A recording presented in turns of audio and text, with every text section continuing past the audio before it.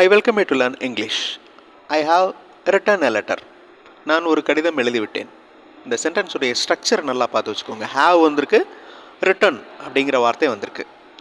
I have been asked to reply. இப்போ have பக்கத்தில் been வந்திருக்கு. அப்படின்னா அந்த சென்டென்ஸ் எப்படி மாறுதுன்னு பாருங்க. நான் பதில் சொல்லும்படி கேட்டுக்கொள்ளப்பட்டேன். ஓகே, அடுத்து I have been watching you. Watch அப்படிங்கிற வேர்போட ஐஎன்ஜி ஆட் ஆயிருக்கு பாருங்க. நான் உன்னை கவனித்து கொண்டே இருக்கிறேன். ஐ ஹவ் பீன் வாட்சிங் யூ. ஸோ இந்த மூணு ஸ்ட்ரக்சர்ஸும் ரொம்ப இம்பார்ட்டண்ட் இங்கிலீஷில் பேசுகிறப்ப எழுதுகிறப்ப.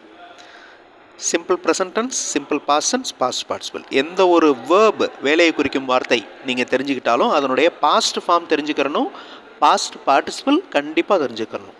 இது டிக்ஷனரியில் இல்லை நீங்கள் இன்டர்நெட்லேயும் சர்ச் பண்ணி பார்க்கலாம். ஸ்பீக் அப்படின்னா பேசுகிறது. ஸ்பீக் அப்படின்னு சொன்ன உடனே உங்களுக்கு spoke past tense, spoken past participle அப்படின்னு தெரியணும். இப்போ சென்டென்சஸ் ஃப்ரேம் பண்ணுவோம். ஹாவ் டேக்கன் அப்படின்னு ஒரு சென்டென்ஸ், ஹாவ் பீன் டேக்கன் ஒரு சென்டென்ஸ், ஹாவ் பீன் டேக்கிங் அப்படின்னு ஒரு சென்டென்ஸ்.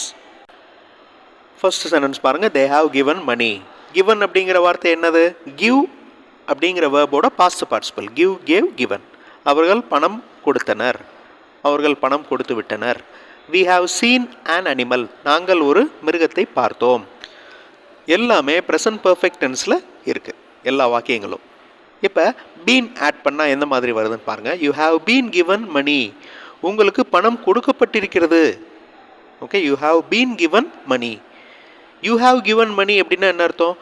நீங்கள் பணம் கொடுத்துட்டீங்கன்னு அர்த்தம். You have been given money அப்படின்னா உங்களுக்கு பணம் கொடுக்கப்பட்டிருக்கிறது அப்படின்னு அர்த்தம்.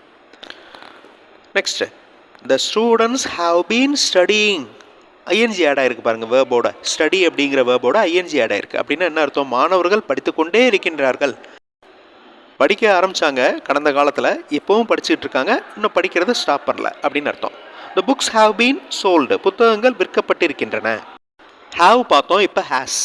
have plural பன்மைக்கு யூஸ் பண்ணுவோம், has singular ஒருமைக்கு யூஸ் பண்ணுவோம். he has given money. அவர் பணம் கொடுத்து விட்டார். he has asked a question. அவர் ஒரு கேள்வி கேட்டார். she has told a truth. அவள் உண்மையை சொன்னாள். ஸோ வெறும் ஹேஸ் இருக்குது, பாஸ்ட் பார்ட்டிசிபிள் இருக்குது, ப்ரெசன்ட் பர்ஃபெக்ட் டென்ஸில் இருக்குது எல்லா வாக்கியங்களும். Now he has been given money. பணம் அவருக்கு கொடுக்கப்பட்டிருக்கிறது. பணம் அவருக்கு கொடுத்தாச்சு. he has been given money. Been வந்திருக்கிறதுனால அந்த சென்டென்ஸுடைய மீனிங் பாருங்கள். she has been asked a question. அவரிடம் ஒரு கேள்வி கேட்கப்பட்டிருக்கிறது. she has been asked a question. it has been closed. இது மூடப்பட்டிருக்கிறது. இதுக்கு முன்னாடி பீன் இல்லாமல் இருந்துச்சுன்னா வேற அர்த்தம். For example, he has given money அப்படின்னா அவர் பணம் கொடுத்து விட்டார் அப்படின்னு அர்த்தம். he has been given money அப்படின்னா அவருக்கு பணம் கொடுக்கப்பட்டிருக்கிறதுன்னு அர்த்தம். அடுத்து, he has been working. அவர் வேலை செய்து கொண்டே இருக்கிறார்.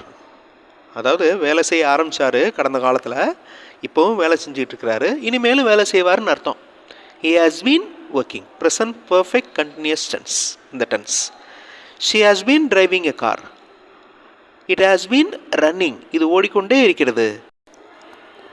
ஸோ இந்த ஸ்ட்ரக்சர்ஸ், இந்த மூணு டென்சஸுமே, இந்த மூணு சென்டென்சஸில் இருக்கிற ஸ்ட்ரக்சர்ஸுமே ரொம்ப இம்பார்ட்டன்ட் ஸ்போக்கன் இங்கிலீஷில். எழுதுகிறப்பவும் யூஸ் ஆகும். ஸோ வெறும் ஹேஸ் டேக்கன் அப்படின்னு வந்துச்சுன்னா என்ன, ஹேஸ் பீன் டேக்கன் அப்படின்னா என்ன, ஹேஸ் பீன் டேக்கிங் இல்லை ஒர்க்கிங், டெல்லிங் அப்படின்னு வந்தால் என்ன அர்த்தம்னு பார்த்தோம். அடுத்த வீடியோவில் இன்னொரு இன்ட்ரெஸ்டிங்கான டாப்பிக்கோட பார்க்கலாம். தேங்க்ஸ் ஃபார் வாட்சிங் and thanks for your valuable comments.